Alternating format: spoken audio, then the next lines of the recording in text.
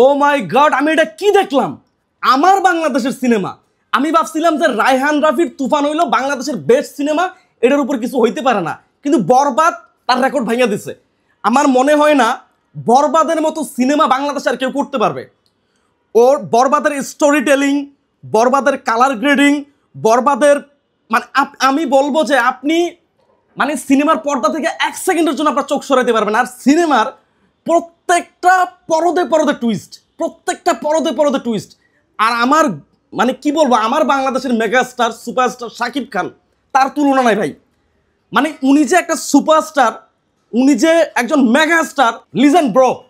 মানে আপনার অ্যাক্টিং দেখা শাকিব খান যদি আমার ভিডিওটা দেখা থাকে, ব্রো স্যালুট, বেস্ট। মানে আমি বলবো যে সাকিব ভাই, এটা আপনার লাইফের বেস্ট সিনেমা, এর থেকে বেস্ট কোনো সিনেমা হয় না ভাই। আর মেহেদী হাসান হৃদয় ভাই, স্যালুট ভাই। আমি আসলে আমি সত্যি কথা বলি, অনেস্টলি বলি, আমি প্রথম যখন মেহেদী হাসান হৃদয় ভাই যখন বিভিন্ন জায়গায় ইন্টারভিউ দেয়, আমি ইন্টারভিউ দেখে ভাবছিলাম যে অনন্য মামুনের মতো, যে মানে যে কথা আছে না, যত মেঘ গর্জে তত বর্ষা, আমি এই টাইপেরই ভাবছিলাম।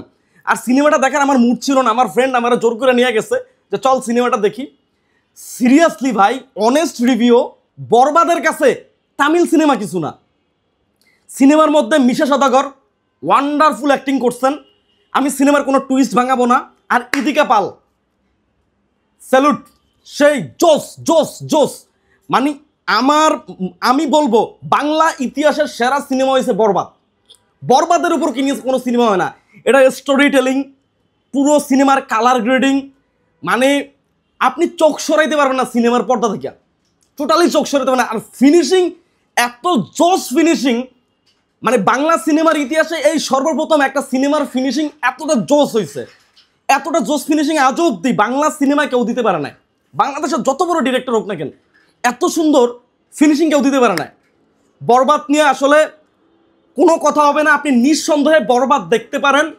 আমি বলবো যে আপনি বরবাদ দেখলে আপনার টাকাটা বরবাদ হইব না, আপনি মন থেকে স্বস্তি পাবেন যে একটা সিনেমাই দেখছি, বাংলা সিনেমা। ওই যে বললাম না, আপনি 1 সেকেন্ডের জন্য চোখ সরাতে পারবেন না। শাকিব খানের অ্যাক্টিং জোস, ইদিকা পালের অ্যাক্টিং জোস, মিশা সদাগরের অ্যাক্টিং জোস। আর আরেকটা ছেলে আছে না, ওই যে দুষ্ট কুকিলের মধ্যে যে ডান্স করছিল, ওই যে এরকম এরকম করে, ওরে ভাই, ও তো আরো জোস অ্যাক্টিং করছে। আমি আসলে টুইস্ট ভাঙাইতে চাই না সিনেমাটার, মানে জোস প্রত্যেকটা মানে মেহেদী হাসান হৃদয় যতগুলা কাস্টিং করছে লাজবাব, প্রত্যেকটা কাস্টিং জোস, লোকেশন জোস, গানগুলো জোস। গানগুলো হয়তো আমরা কম্পিউটারে দেখছি, আমার কাছে ভালো লাগে না, বাট সিনেমা হলে যদি আপনি গানটা দেখেন আলাদা একটা ফিল পাইবেন, মানে আলাদা জোস একটা ফিল পাইবেন। আমি আসলে কখনো কোনো মুভি রিভিউ বানাই নাই, বাট আমার কাছে মনে হইতেছিল যে বরবাদ নিয়ে একটা রিভিউ করা দরকার। কারণ বাংলা সিনেমার মানে এটা দেখাই দিছে, মেহেদী হাসান হৃদয় দেখাই দিছে যে অ্যাকচুয়ালি সিনেমাটা কি। যেমন ভায়োলেন্স, তেমন মানে একটা মানুষে ভালোবাসে, সে মানুষটা তার জন্য কি না করতে পারে। তো আমি বলবো যে বরবাদ দেখতে মিস করবেন না। নট অনলি বরবাদ, আগামীকালকে আমি আবার আরফান নিশু ভাইয়ের মুভিটা দেখবো, দাগি দেখবো ইনশাল্লাহ। দাগি নিয়ে আবার আগামীকালকে রিভিউ দিব। সো কেউ মিস করবেন না, আমার সাথে থাকবেন।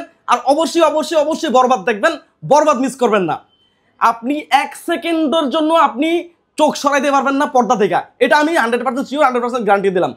সো বরবাদ দেখার পরে আপনি সেম আপনার মনের যেই কথাটা আপনার কাছে কেমন লাগলো এই বিষয়টা আমার কমেন্ট বক্সে জানাবেন। ধন্যবাদ সবাইকে, আল্লাহ হাফেজ, আসসালামু আলাইকুম।